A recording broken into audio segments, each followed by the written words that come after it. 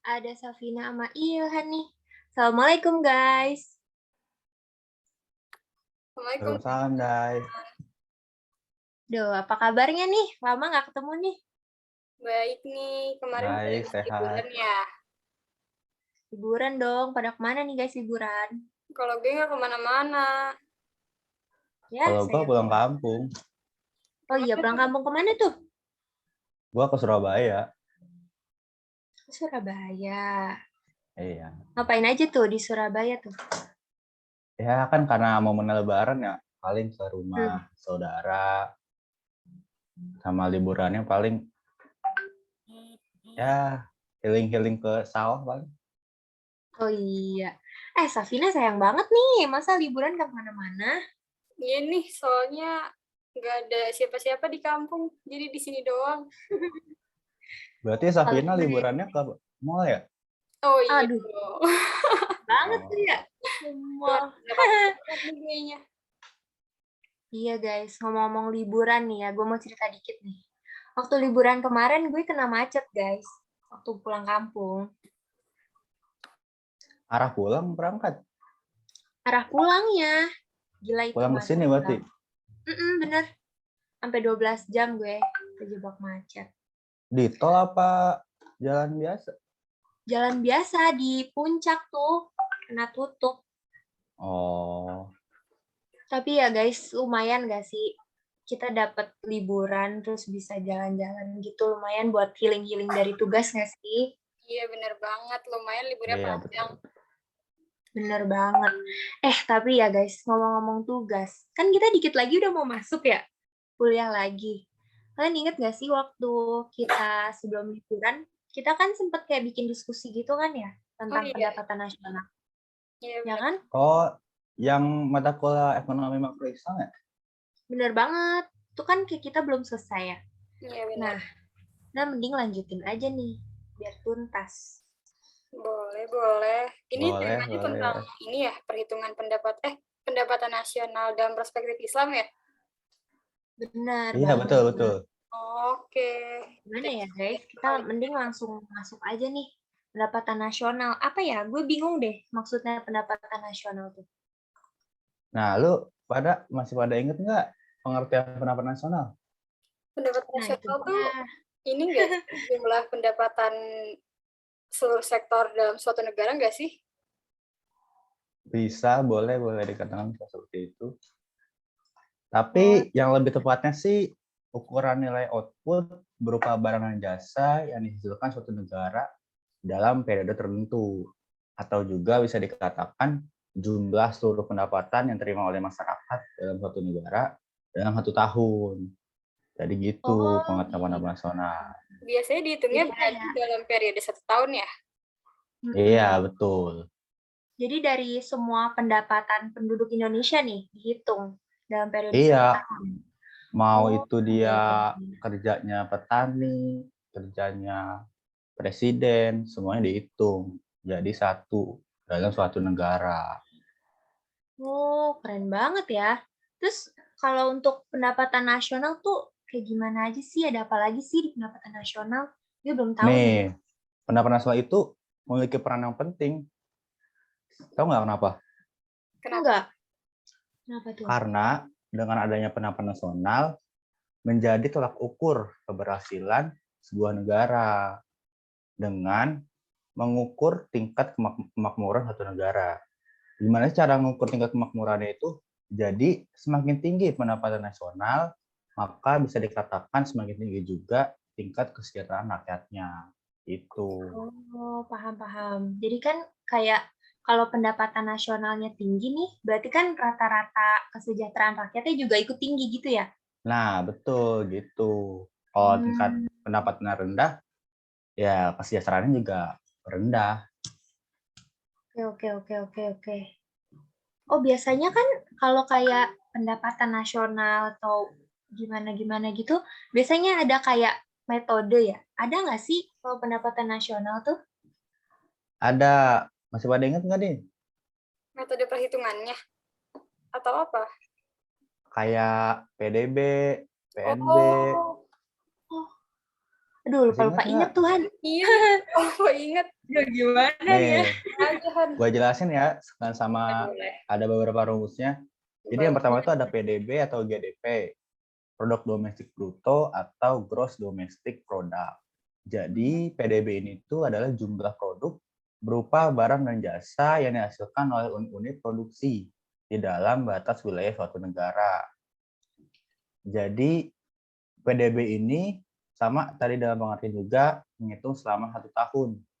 Dan perhitungannya juga termasuk juga hasil produksi dan jasa yang dihasilkan oleh perusahaan atau orang asing yang beroperasi di wilayah yang bersangkutan. Jadi ngitungnya ini penduduk suatu negara di negara tersebut maupun orang asing yang ada di negara tersebut. Misalnya orang asingnya itu orang Jepang gitu yang bekerja di Indonesia, dia juga ikut dihitung dalam PDB ini gitu. Oh, gitu. Oh, jadi kayak menyeluruh gitu ya, yang siapapun yang ada di suatu negara ikut dihitung Iya. gitu. Nah, Iya, yang iya. kedua ini GNP atau PNB. Masih sama kurang lebih pengertiannya, cuman mencakupnya ini negara. Jadi misalnya rakyat Indonesia yang bekerja di Jepang dan rakyat Indonesia yang bekerja di Indonesia. Jadi yang menghitungnya itu negara tersebut. Kalau orang asing yang bekerja di Indonesia nggak dihitung. Jadi yang menghitung bisa dikatakan orang Indonesia saja gitu. Oh, jadi gampang ya perbedaannya? Iya, gitu doang. Benar-benar. Udah Terus ada Tuhan. rumusnya juga nih. Apa tuh rumusnya? Rumus GNP itu GDP dikurang produk neto terhadap luar negeri. Nah, selanjutnya nih kan ada banyak nih ya. Mau gue jelasin semuanya apa beberapa aja nih? Semua aja kali ya? Boleh deh tuh, biar ngerti. Iya, biar jelas semua. Nah, yang ketiganya ada NNP atau Net National Product. Jadi NNP ini yaitu jumlah barang dan jasa yang dihasilkan oleh masyarakat dalam periode tertentu setelah dikurangi penyusutan dan barang pengganti modal. Dan rumusnya itu NNP, yaitu GNP dikurang penyusutan. Selanjutnya itu ada NNI, Net National Income. NNI ini adalah jumlah seluruh penerimaan yang diterima oleh masyarakat setelah dikurangi pajak tidak langsung atau indirect tax. Rumusnya itu NNP dikurang pajak tidak langsung. Selanjutnya itu ada PI, personal income, yaitu jumlah seluruh penerimaan yang diterima oleh masyarakat yang benar-benar sampai ke tangan masyarakat setelah dikurangi oleh laba ditahan, iuran asuransi, iuran jaminan sosial, pajak perseorangan, dan ditambah dengan transfer payment. Rumusnya itu NNI ditambah transfer payment, hasilnya dikurangi laba ditahan, ditambah iuran asuransi, ditambah iuran jaminan sosial, ditambah pajak perseorangan. Selanjutnya ada DI nih yang terakhir, Aduh, disposable banyak banget ya income. ternyata. Lanjut, lanjut, Iya, ada 6. DI ini yaitu pendapatan yang diterima masyarakat yang sudah siap dibelanjakan oleh penerimanya. Rumusnya itu PI dikurang pajak langsung. Gitu, guys. Oh, lumayan. Jadi merefresh ingatan nih kayaknya tentang pendapatan nasional. Gimana nih, Iya. Saf? Menurut lu, Saf? Paham, udah mulai inget lagi ya tentang pendapatan nasional. Ya Mantap banget. deh. Selanjutnya itu kayaknya materi selanjutnya itu lebih cocok gitu perhitungan pendapatan nasional ya nggak sih? Oh Waduh, ya, hitungan. Boleh deh. Kalian nih. kalian tahu nggak sih kalau misalnya pendapatan nasional itu bisa dihitung dengan 3 metode loh. Nah, ayo ada inget nggak metodenya apa aja? Aduh, Metode metodenya apa nih, Kak? pendekatan Aduh. pengeluaran ya nggak sih? Ya, itu 1. 2 lagi. Oh, ini gue Pendapatan? ingat. Pendapatan, iya benar Tuh. pendapatan. 1 lagi sama Satu nilai lagi apa ya? produksi. Satu lagi. Tapi gue Produksi, lupa bukan sih. sih? Produksi? Ya, betul. 1 lagi produksi. Oh, produksi. Nah, Gimana tuh caranya? ya, gue jelasin sedikit. Untuk yang metode yang pertama, itu kan pakai pendekatan pendapatan ya, ngitungnya. Nah, itu dia itu menjumlahkan seluruh pendapatan dari semua sektor pelaku perekonomian sebuah negara nih. Nah, kalau di Indonesia itu sektornya itu ada 4. Yang pertama itu ada rumah tangga, yang kedua ada perusahaan, yang ketiga ada pemerintah, dan yang terakhir itu ada sektor perdagangan luar negeri. Iya. Kan dia Oh. metode pendapatan ini dia menghitung ini ya pendapatan dari pemilik faktor produksi. Nah, kalian tahu nggak Ya. pendapatannya itu dapat berupa apa aja sih? Wah, kurang tahu deh gue tuh. Kan ya, Kurang tahu Apa ya? juga sih gue. gue jelasin ya. Kalau misalnya dari rumah tangga itu bisa berupa upah, pendapatan produksi itu bisa berupa upah, sewa, bunga, dan keuntungan. Jadi Oh, itu iya, dia iya, iya. hitung semua itu tuh, dijumlahin semuanya. Lumayan gampang ya ternyata ngitungnya. Ya, gampang kan? Betul, betul. Gampang-gampang. Terus selanjutnya apa lagi tuh? Nah, yang kedua itu ada tadi kata Yohan pendekatan pengeluaran ya. Pendapatan. Ya, tadi kan pendapatan. Pendapatan. Oh iya, betul. Pengeluaran. Nah, kalau pengeluaran kurang lebih sama pengertiannya, cuman dia menjumlahkan seluruh pengeluaran yang dilakukan sama 4 sektor perekonomian tadi tuh, yang pemerintah, masyarakat, perusahaan, sama masyarakat luar negeri. Nah, dia itu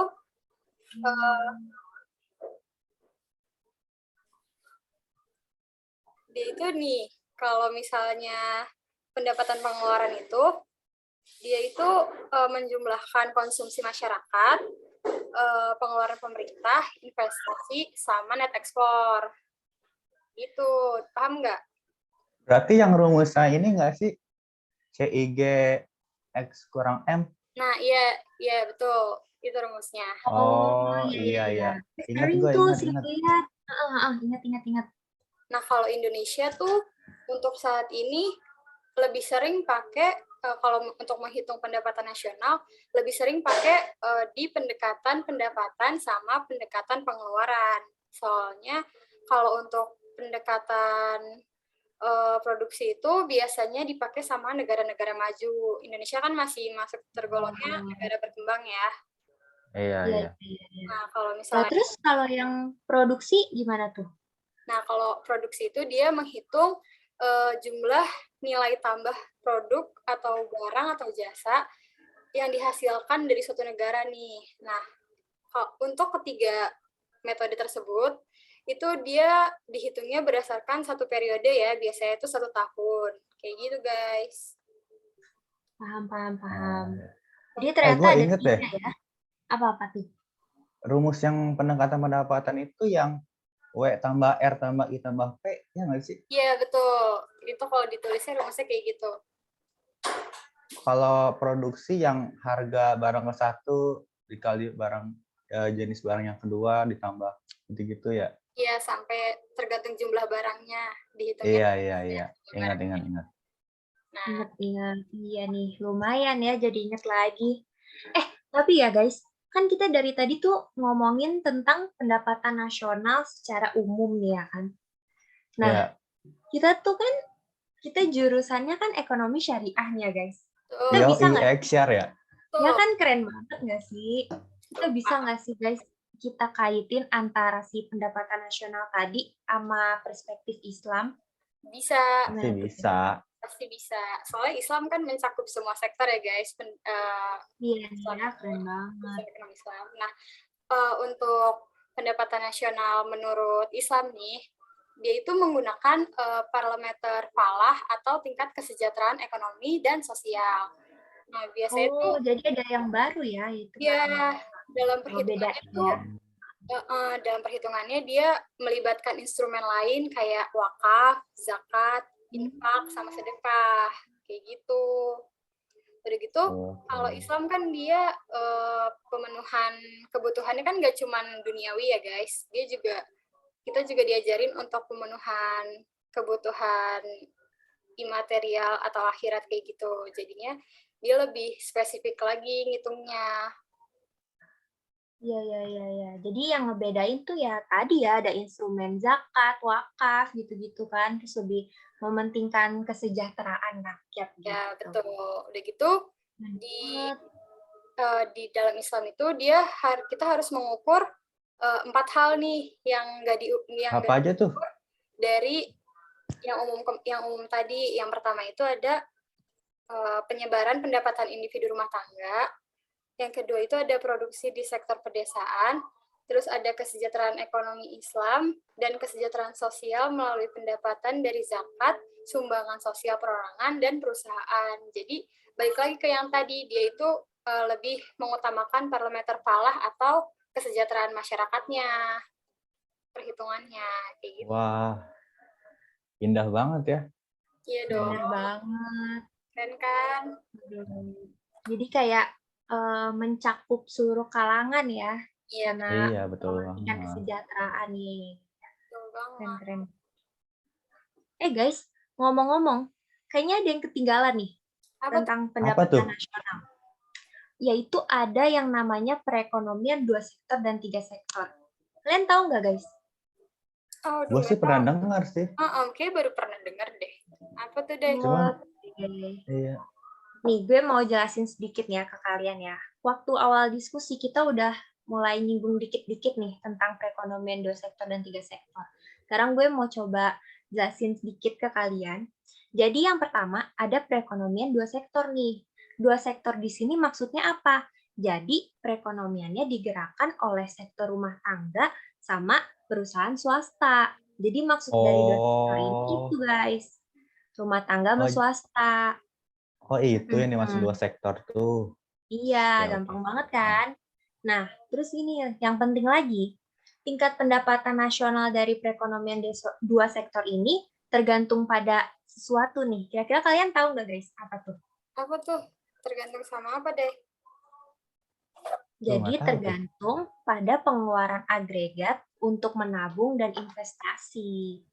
Oh gitu. Oh, Iya. Nah, oke. jadi ya guys, poin pentingnya lagi, perekonomian 2 sektor ini adalah perekonomian yang tertutup. Kalian tahu nggak kenapa tertutup? Dia nggak bisa dimasukin sektor lain atau gimana tuh? Bisa jadi. Nah, jadi yang namanya perekonomian 2 sektor ya, namanya 2, berarti dia cuma 2 nih. Jadi dia tidak berhubungan dengan sektor luar negeri, seperti ekspor dan impor. Jadi cuma dari perusahaan swasta sama rumah tangga aja fokusnya gitu, guys. Oh, jadi gitu.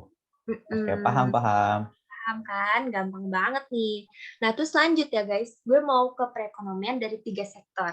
Kan tadi kita udah tahu yang 2 sektor tentang swasta sama rumah tangga. Nah, kalau yang 3 sektor ditambahin sama pemerintah. Oh, Jadi ada 3 pemerintah tuh ya, Ci ya? sektornya. Karena ada Oke, campur oke. tangan pemerintah. Peran pemerintah di sini kalian tahu nggak guys apa guys perannya di perekonomian 3 sektor? Membuat kebijakan? Bisa. Selain membuat kebijakan, jadi perannya itu adalah sebagai penyedia barang-barang publik. Kalian sadar nggak sih guys? Iya. Ya kan? Iya, Banyak Iya, banget betul. fasilitas yang kita nikmatin ini itu fasilitas dari pemerintah, ya kan? Bener kan? betul. Bener Betul. banget. Nah, karena pemerintah udah nyediain fasilitas-fasilitas buat kita, tentu aja pemerintah butuh pendanaan kan, butuh pembiayaan kan? Iya, benar. Iya, Nah, betul. kalian tahu nggak pembiayaan pemerintah tuh datangnya dari mana? Gua kurang tahu sih. Gimana tuh ya? Tahu ya? Gue kasih tahu ya guys, ternyata datangnya itu dari pajak. Nah, Oh, iya. Jadi dengan memungut pajak, pemerintah akan mentransfer atau membalas jasa dari pengeluaran yang kita berikan lewat pajak itu ke fasilitas yang ada di masyarakat, gitu guys. Nah, ya udah, gue gitu aja sih mau bahas tentang perekonomian 2 sektor sama 3 sektor. Tapi terus mending kita sekalian bahas ke satu materi lagi nggak sih guys? Yaitu tentang tuh? kasus nih.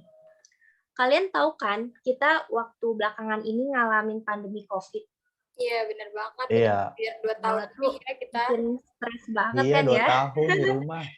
Bener, itu ternyata COVID tuh berdampak pada pendapatan nasional kita loh guys. Percaya nggak? Oh, Kenapa tuh? Apa dampaknya ke pendapatan nasional kita, Day? Pendapatan nasional kita ternyata turun nih gara-gara si pandemi COVID ini. Turun Nah, berapa tuh? tapi, wah turunnya drastis, lumayan drastis. Nah, tapi ya guys, walaupun pendapatan nasional kita turun, ternyata pembelanjaan kita justru naik. Hal ini karena negara kan juga harus memperhatikan sisi kesehatan masyarakat kan dan perekonomiannya juga. Jadi belanja naik, tapi pendapatan kita turun. Nah, karena pendapatan turun dan belanjanya naik, maka APBN kita mengalami defisit. Defisitnya tuh gede banget. Kira-kira kalian tahu nggak berapa, guys? Duh, berapa tuh emang? Gede nih kayaknya. Gede banget, sebesar 947,6 triliun rupiah. Itu pada tahun 2020. Gede kan? Itu, nah, tapi ya, apa? Itu karena ini juga nggak sih buat belanja vaksin dan lain-lain? Bener. Nah, di samping defisit yang gede itu, ternyata untuk menahan kondisi masyarakat dan perekonomian yang mengalami shock akibat pandemi. Jadi benar kata Ilham tadi, untuk membeli vaksin atau alat-alat kesehatan dan perekonomian masyarakat supaya tetap terjamin.